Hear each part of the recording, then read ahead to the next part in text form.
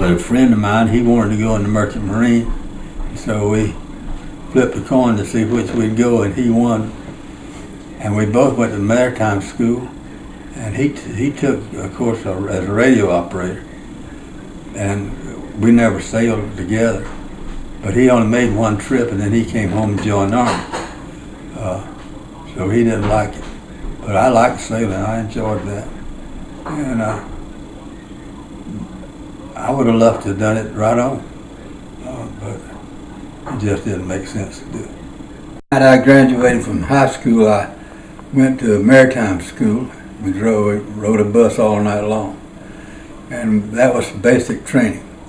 At that school, we did things like learn how to load and unload lifeboats, how to swim in fiery water, and general military kind of stuff.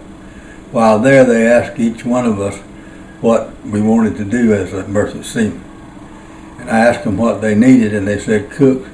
And I told them I'd be glad to be a cook because I just came to stay for the duration. So I went to school then as a cook and butcher and baker. The international date line, and I've forgotten now whether we were coming or going, but it was Christmas Day one day, and the next day it was still Christmas Day. And so we cooked Christmas dinner both days. I enjoyed when we served 2 meats at each meal, and vegetables and whatever. And on Friday nights we'd have steak and then some other food, some other meat. One night we were at anchor in Jamaica, I think. Anyway, we must have all been broke because we were all on the ship. And some of the fellows started fishing. They started catching a lot of fish. And they said, you know, we ought to eat something. I said, if y'all clean them, I'll cook them. And they started cleaning fish, and I went in the galley and fired it up, and fried fish and hush puppies and French fry. And at midnight, everybody on the ship, including the captain, was in the cruise mess eating fish. We did have a Japanese submarine that followed us, and at night he would get up on the top, and he could go a little faster than we could. But in the day when he had to submerge, we could go faster than he could, so he never caught up.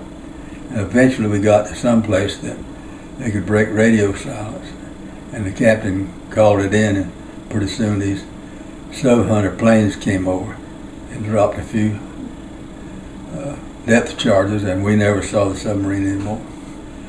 Whether they hit him or he just left, I don't know.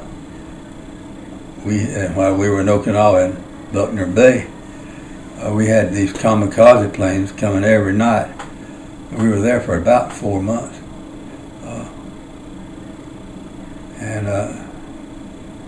Most of them got shot down before they ever got to the ships they really wanted to get to, because they wanted to get to the battleships and aircraft carriers, and most of them never got there. But you were always afraid. They weren't really after us, but you were always afraid that one of them coming out might just pick us up because there's nobody else to do. But we never got hurt.